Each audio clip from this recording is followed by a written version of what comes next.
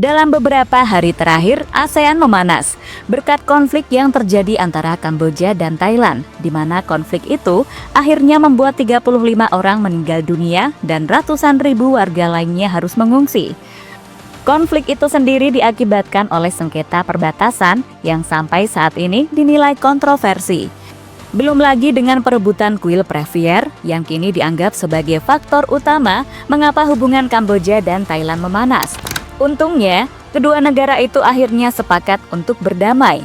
Perdamaian itu sendiri diadakan di Malaysia, yang notabene adalah ketua ASEAN saat ini.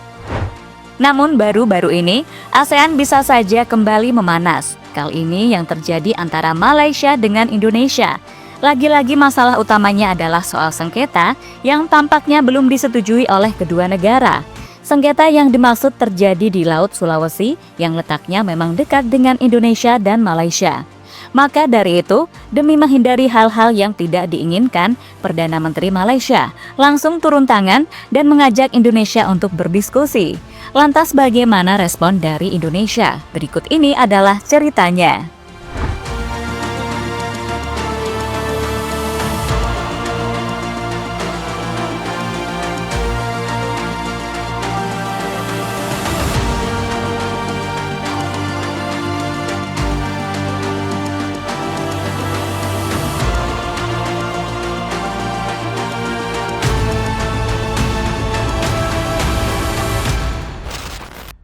Ya, pada tahun ini dunia dikejutkan dengan beberapa konflik antar negara, misalnya yang terjadi kepada India dan Pakistan beberapa waktu yang lalu.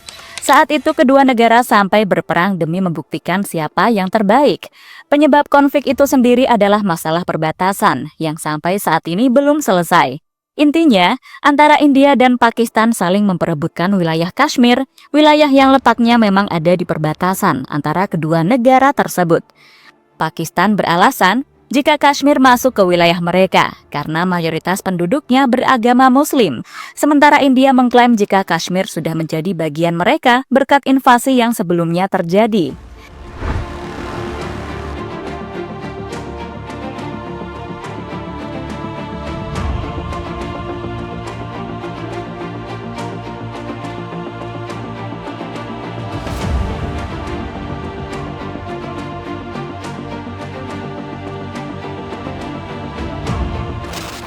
Setelah konflik India dan Pakistan mereda, terbaru ada konflik antara Kamboja dengan Thailand. Lagi-lagi masalah utamanya adalah soal sengketa perbatasan. Soal perbatasan sendiri sebelumnya sudah disepakati antara kedua negara. Namun ada satu masalah yang sampai saat ini masih sulit untuk diterima oleh kedua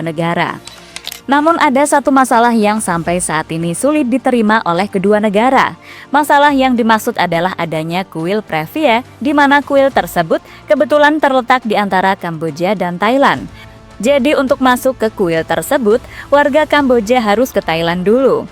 Namun di sisi lain, berdasarkan pengadilan internasional, kuil tersebut adalah milik Kamboja sepenuhnya. Alasan inilah yang membuat Thailand tidak terima.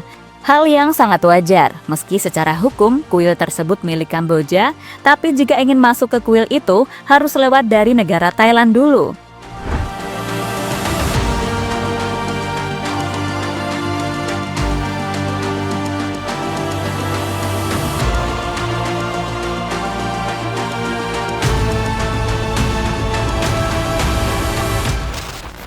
Laut Sulawesi berpotensi jadi sengketa antara Indonesia dan Malaysia. Soal sengketa sendiri, hal ini bisa saja dialami oleh Indonesia. Berhubung Indonesia bertetangga dengan Malaysia, maka potensi sengketanya dengan negeri jiran tersebut. Benar saja, karena baru-baru ini Perdana Menteri Malaysia yakni Anwar Ibrahim telah berbicara soal sengketa Laut Sulawesi di hadapan Dewan Rakyat.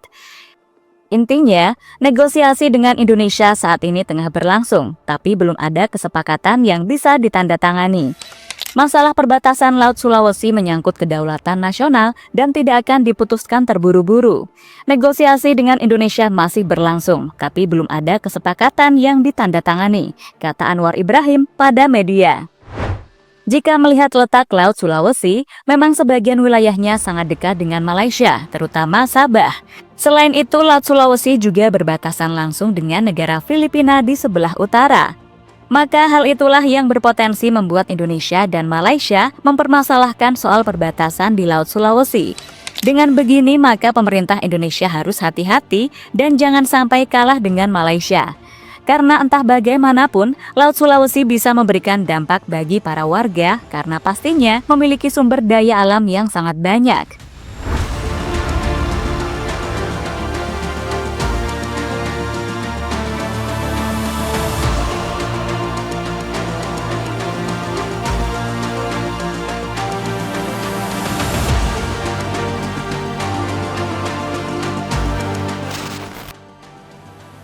Malaysia ajak perundingan damai dengan Prabowo.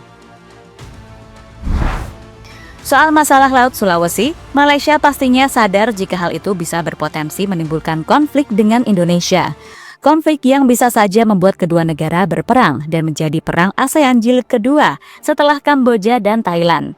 Supaya konflik yang tidak diinginkan terjadi, maka Perdana Menteri Malaysia langsung mengajak Indonesia untuk melanjutkan perundingan. Namun perundingan itu juga harus melibatkan perwakilan dari Sarawak dan Sabah. Pertemuan resmi yang melibatkan Singapura atau Indonesia, saya selalu sebagai peraturannya mengajak Premier Sarawak dan Ketua Menteri Sabah dalam rombongan. Jadi caranya apa dengan negara sahabat? Kita berunding, tapi pendirian kita tegas, kata Anwar Ibrahim dikutip dari CNN. Soal ajakan perundingan tersebut, Presiden Prabowo akhirnya memberikan sikapnya. Intinya, Presiden Prabowo ingin segera perundingannya dituntaskan dan saling menguntungkan dua negara. Hal ini disampaikan oleh Anwar Ibrahim dan Perdana Menteri Malaysia itu juga mengungkapkan perundingan tersebut juga belajar dari perundingan negara lain. Presiden Prabowo berkata kepada saya, Pak Anwar, sementara runding ini sudah berpuluh-puluh tahun. Tak bolehkah buat seperti mana kita buat dengan Thailand yang dipersetujui dengan Kerajaan Kelantan, yaitu Malaysia Thailand Joint Authority (MTJA) ataupun Point Development Authority dengan Vietnam, kata Anwar Ibrahim melanjutkan.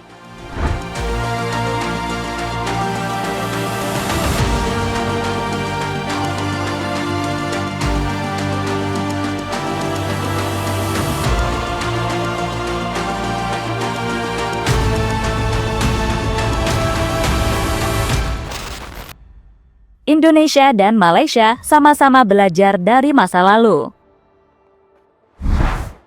Sebelum sengketa di Laut Sulawesi, Indonesia dan Malaysia sempat berkonflik mengenai masalah Pulau Sipadan dan Ligitan yang terletak di dekat Kalimantan, di mana konflik itu terjadi pada tahun 2002 yang lalu. Intinya, pulau itu menjadi rebutan antara Indonesia dengan Malaysia. Momen yang membuat Mahkamah Internasional akhirnya harus turun tangan. Pada akhirnya, Mahkamah Internasional memutuskan jika Pulau Sipadan dan Ligitan resmi menjadi bagian dari Malaysia. Hal inilah yang sempat membuat warga Indonesia marah besar dan mulai menganggap Malaysia sebagai negara tukang klaim. Selain Sipadan dan Ligitan, Indonesia dan Malaysia kembali berseteru mengenai Pulau Sebatik. Dan terakhir yang sempat viral akhir-akhir ini, Indonesia dan Malaysia juga masih berunding mengenai wilayah Ambalat. Wilayah Ambalat memang pantas diperebutkan karena di sana ada sumber daya yang sangat melimpah, entah itu minyak bumi ataupun gas alam.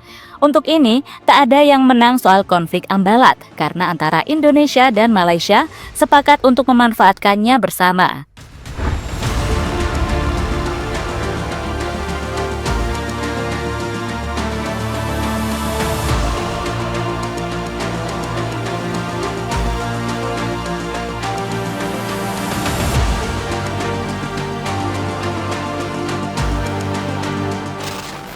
Kesimpulan dari sengketa yang terjadi antara Indonesia dengan Malaysia sendiri adalah untungnya antara dua negara saling bersahabat, terutama persahabatan kedua pemimpin negara.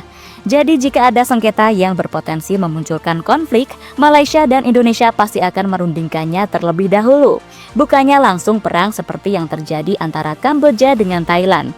Semoga saja Indonesia dan Malaysia terus berdamai karena sebagai negara yang bertetangga, keduanya pastinya saling membutuhkan satu sama lain.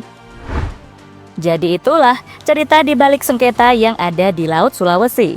yang kini coba dirundingkan oleh Malaysia dengan Indonesia.